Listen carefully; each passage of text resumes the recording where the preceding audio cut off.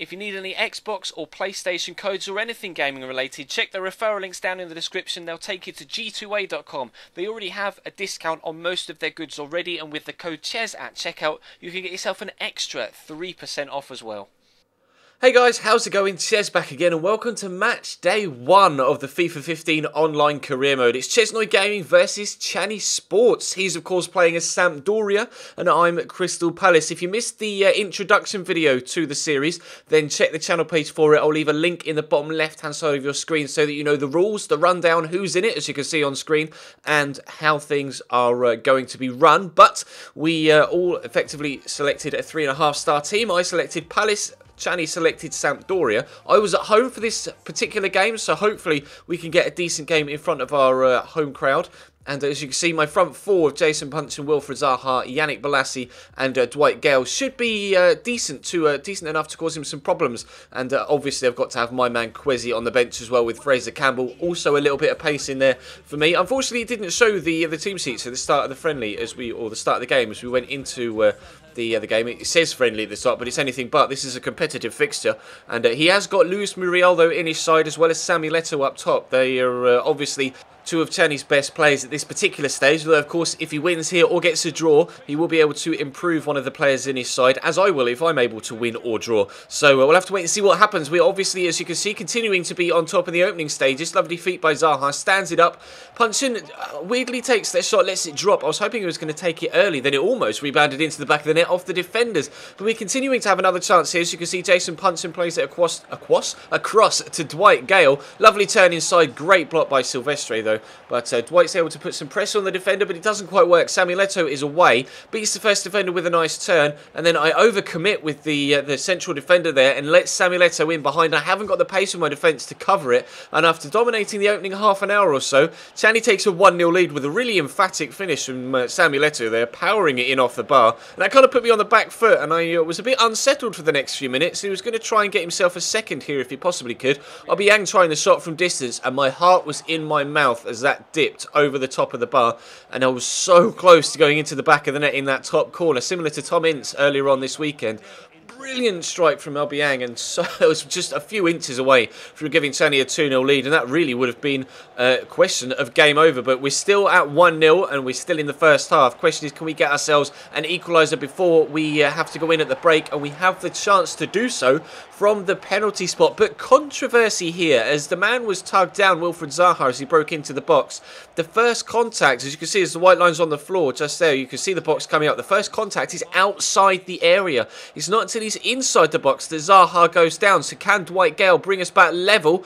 No, he can't. Saved. Viviano goes down. It wasn't the most well placed of penalties, and the keeper saves it with his midriff. So we are still continuing to go on at the very, very end of the first half, trying desperately to get ourselves an equaliser. Suarez gets it into Dwight Gale here. Brilliant feat again from the striker. Tries the shot at the second attempt, but it's a good block again by Silvestre. We're going to pick up a corner, probably in the 4th or 5th minute of extra time or added on time here, of the 1 minute added on. But brilliant chest down by Wilfred Zaha, and we are back on level terms before we have to go in at the break. And that's a real demoralising moment for Chani there. It was obviously he was hoping to go in at half time with the lead, having saved a penalty at the end of the half as well. He must have been confident of going in with that lead, but we were still able to get ourselves an equaliser. It was really well taken by Zaha, just putting it in that gap there, as you can see, between defender and goalkeeper. He couldn't react, there was too much power on it, and we have ourselves an equalising goal. So into the second half we go, and we were going to continue our forward motion. Yannick Bolasie breaking down the left hand side. Great Maradona turn, a lovely scoop turn here to get away from the defender. The ball in is perfect. Up goes Jason Puncheon, and we're 2-1 in front in the 52nd minute. Can you believe it? Missing a penalty at the end of the first half and then getting an equaliser. We're definitely building on that now and giving ourselves a lead for the first time in this game and in this career mode as well. Our first lead after being 1-0 down.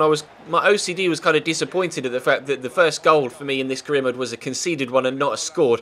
But we are in front now, and we're going to try and increase that lead if we can. Lovely little back heel here from Jason Puncheon up to Dwight Gale, as he turns the defender really brilliantly there, and then so much time and space for the shot. I actually took too long to take it, and the defender got a slight block on it, and unfortunately it took the sting out of it and knocked the direction straight back at the goalkeeper. So I made a change. Jonathan Williams coming on for Jason Punchett, and Channy brought on a midfielder as well, and actually I think he brought on two midfielders in the background as Palombo went off as well. But we're going to continue to be on top, and Williams, the new substitute, is on the pitch, and he's going to have his first chance. Great dribbling feet from him. He's got like 89 agility, so he's very, very good on the ball. Unfortunately though, finishing left to be a little bit wanting, so with 5 minutes to go, I changed to a 4-1-4-1 from a 4-2-3-1 and put Mal Jedinak on in the CDM role, and put Fraser Campbell up top for Dwight Gale, just to give us some extra legs up top if we were going to be able to get it clear. And it was Channy's substitute here, Okaka Chuka, that is going to work the ball. We get a great tackle from Mariappa,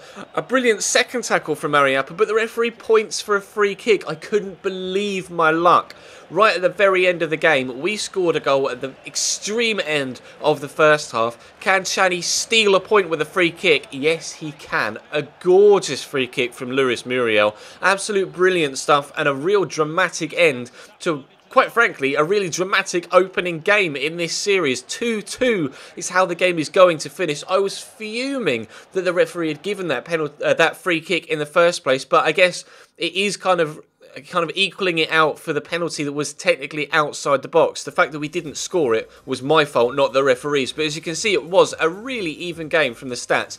9 shots for me, 7 for Channy, 6 on target and 4 respectively, with 51-49 being the possession. A point was a fair result, but I was disappointed in the circumstances not to have come away with a win. So because we got a draw, obviously, as per the rules, which you'll be able to find in the description down below if you haven't been able to see the first episode, but I implore you, check the introduction episode first so you know what's going on with this series.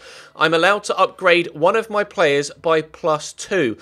So let me know in the comment section down below, who do I improve? I think my front four are okay right now.